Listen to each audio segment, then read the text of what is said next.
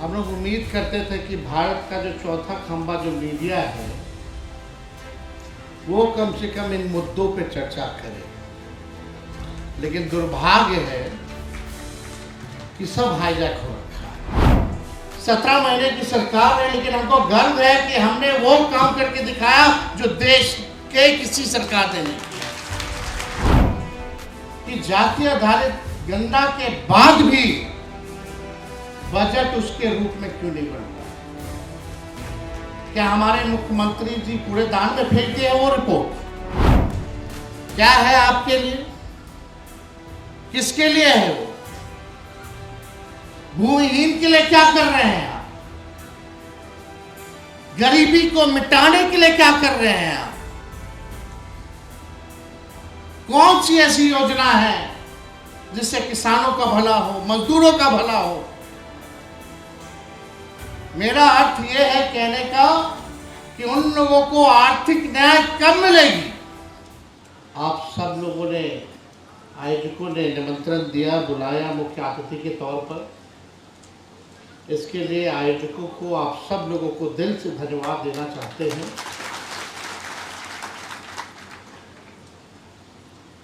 काफ़ी अच्छी पहल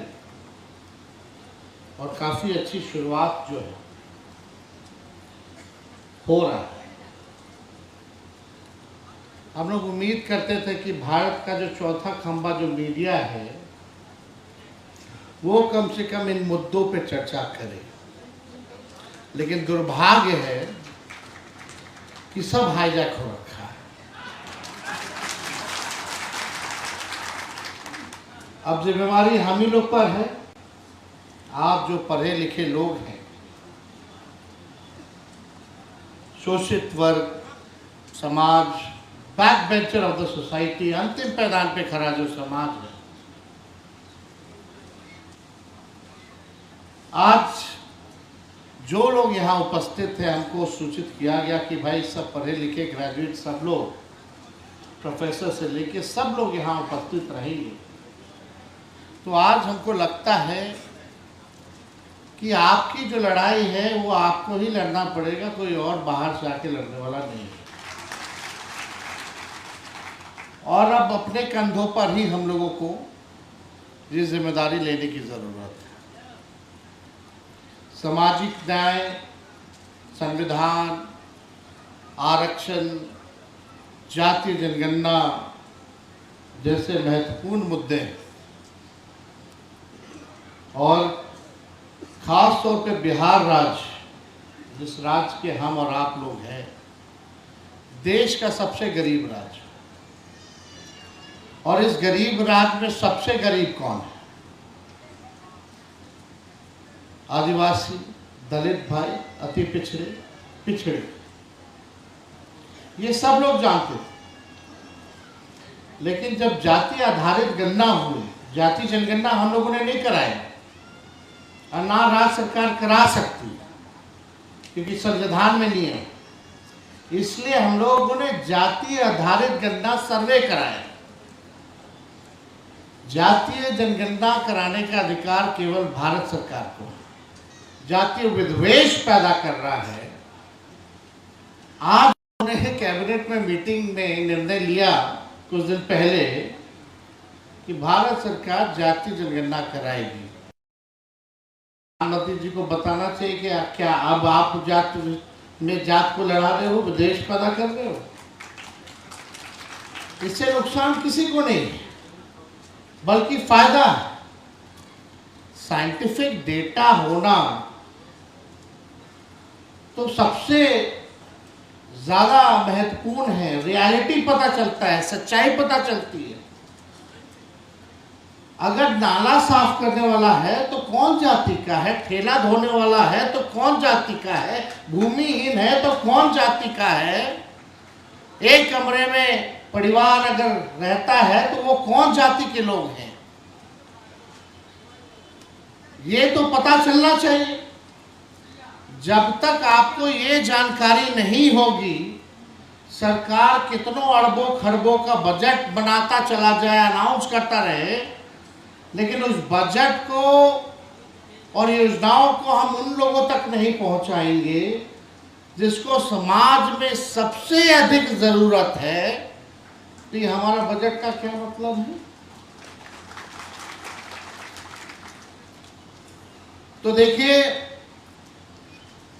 सब वक्ताओं ने अपनी बात को यहां रखा है और हमको नहीं लगता कि कोई भी बात जो है छूटा होगा। 17 महीने की सरकार है, लेकिन हमको गर्व है कि हमने वो काम करके दिखाया जो देश के किसी सरकार ने नहीं किया।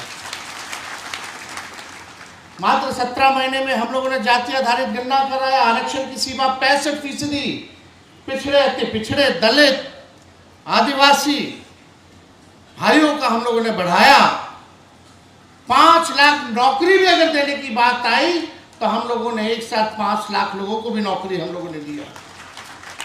3 लाख नौकरी प्रक्रियाधीन कराया, और जो प्रक्रियाधीन नौकरियां जो निकल रही है, तो आप जरा सरकार से जरा आप लोग पूछिए कि सबसे ज्यादा नौकरियों में नुकसान किनको हो रहा है? हजारों में, लाखों में पिछड़ा समाज, अति पिछड़ा, दलित, आदिवासी भाइयों को हो रहा है कि नहीं हो रहा? लेकिन लोग सवाल क्यों नहीं पूछ रहे? लोगों में गुस्सा क्यों नहीं है? आपकी रोटी कोई बार बार हर बार छीन करके खा रहा है, लेकिन वो गुस्सा नहीं है। आपके अधिकार के साथ खिलवाड़ किया जा रहा है। झुनझुना दिखाता है, रोटी खींच लेता है, फिर झुनझुना पे हम लोग ताली मारते हैं। हम सब लोगों को अगर अधिकार पाना है तो हम लोगों को बोलना सीखना होगा, लड़ना सीखना होगा, एकजुट होकर के लड़ना पड़ेगा, एक होना पड़ेगा, एक साथ आवाज देना पड़ेगा। भारत सरकार तो पहले ही नौकरी खा गई, सब चीज प्राइवेटाइज कर दिया। रेलवे हो, सेना हो, जहां भी जितना भी आपका सरकारी संस्थाओं में जहां भी नौकरियां मिलती थी, आज धीरे धीरे करके जो है प्राइवेटाइज कर दिया गया, यानी आरक्षण को जो है ऐसे ही खत्म कर दिया गया। फिर भी लोगों के मन में गुस्सा नहीं। अगर हम आरक्षण की बात करते हैं तो 90% लोगों की बात करते हैं जो शोषित वर्ग के लोग हैं। और आज हम सब लोगों को मंथन चिंतन करने की जरूरत है कि जाति आधारित गणना के बाद भी बजट उसके रूप में क्यों नहीं बन रहा है? क्या हमारे मुख्यमंत्री जी कूड़ेदान में फेंक दिए वो रिपोर्ट? भाजपा के दो उप मुख्यमंत्री क्या कर रहे हैं? सरकार में बैठे हुए अधिकारी क्या कर रहे हैं? आंकड़े तो आ गए, लेकिन आंकड़ों पे अगर आप काम नहीं कीजिएगा तो कैसे चलेगा? सरकार ढिंढोरा पीटती है कि कितना का बजट किया, 3,17,000 करोड़ का। बोलती है कि इससे ज्यादा बड़ा बजट आज तक बिहार में नहीं हुआ। और बजट में है क्या? क्या है आपके लिए? किसके लिए है वो? भूमिहीन के लिए क्या कर रहे हैं आप? गरीबी को मिटाने के लिए क्या कर रहे हैं आप? कौन सी ऐसी योजना है जिससे किसानों का भला हो, मजदूरों का भला हो? मेरा अर्थ यह है कहने का कि उन लोगों को आर्थिक न्याय कब मिलेगी, ये सवाल सबसे बड़ा जो है खड़ा होता है। और हम सब लोगों को इस पे बात करनी चाहिए, सवाल करना चाहिए। और जब तक गुस्सा नहीं आएगा तब तक हम लोग जो है कुछ करते नहीं। इसलिए हम सब लोगों को इस बात को उठाना पड़ेगा। आंकड़े देख रहे थे, आंकड़े अगर आप देखें जाति आधारित गणना के, अब पता नहीं कितना लोग पढ़ा होगा, जाना होगा, नहीं पता। हम लोग भी कई बार जो है असेंबली में इस बात को आया बोला है, लेकिन केवल इस कान से सुन के इस कान से निकाल दीजिएगा। आगे अपने समाजों में अगर आप लोग इस बात को नहीं फैलाइएगा, तब तक आप लोगों को न्याय मिलने वाला नहीं। अब अनुसूचित जातियों की आबादी 20.3% है, 21.3%। दलितों की सरकारी और पेशेवर क्षेत्रों में भागीदारी केवल 1.13%। एससी समाज के डॉक्टर कितने हैं? कुल भागीदारी कितनी है? 0.015%। इंजीनियर्स कितने हैं? 0.1%, यानी 1% भी नहीं है। आप कल्पना कीजिए, बिहार की 14% आबादी झोपड़ियों में, खपरेल में लोग जो है ये रहते हैं। अत्यंत पिछड़े वर्ग की कुल आबादी सरकारी नौकरी में केवल 0.98, 1% भी नहीं है। आज देखिए, आज भी बिहार में कॉलेजों में शिक्षा प्राप्त करने वाले लोगों की जनसंख्या जो है सिर्फ 6.5%, जबकि पिछड़े वर्ग में सिर्फ 7.1%, अति पिछड़ा वर्ग में 4.4%, एससी में 3.1% और अग्रणी जातियों में कॉलेज शिक्षा में 14.5% है, जो कि उन्हें अन्य समूहों से बेहतर सामाजिक आर्थिक सुरक्षा प्रदान करता है। निजी क्षेत्र में आप देखिएगा, नौकरी में सामान्य वर्ग के लोगों का 3.5% है, जबकि अनुसूचित जाति का 0.5% है। 82 लाख परिवार, अगर एक परिवार में 5 लोगों मानते हैं, अर्थात 13 करोड़ की जनसंख्या में हमारे राज्य में 4.10 करोड़ बिहारी आज भी बिना घर के हैं। 4 करोड़ से भी अधिक आज भी बिना घर के, और 2.57 करोड़ अनुसूचित जाति तथा 22 लाख अनुसूचित जनजाति की जनसंख्या है, जिसमें 21 लाख परिवार अर्थात 1.5 करोड़ दलित आदिवासी आज भी बिना आवास के रहने पर मजबूर है। ये आंकड़े बताते हैं। तो जो हम लोगों ने जाति जनगणना कराया, हम इतिहास हम ज़्यादा नहीं बोलेंगे। पहली बार एच.डी. देवगौड़ा जी की सरकार में जब जनता दल था, वो प्रधानमंत्री थे, लालू जी राष्ट्र अध्यक्ष थे, तब उस कैबिनेट ने निर्णय लिया था 2001 के हिसाब से कि भाई 2001 में जाति जनगणना भी जो है कराई जाएगी। तो ये जाति जनगणना जो है अटल जी की सरकार आई, नहीं हुआ, सब लोगों ने बताया होगा पहले। बिहार में भी कई बार हम लोगों ने आवाज़ उठाया, हमारे ही प्रस्ताव पे प्रधानमंत्री जी से हम लोग मिलने गए, नहीं हुआ, मना कर दिया गया।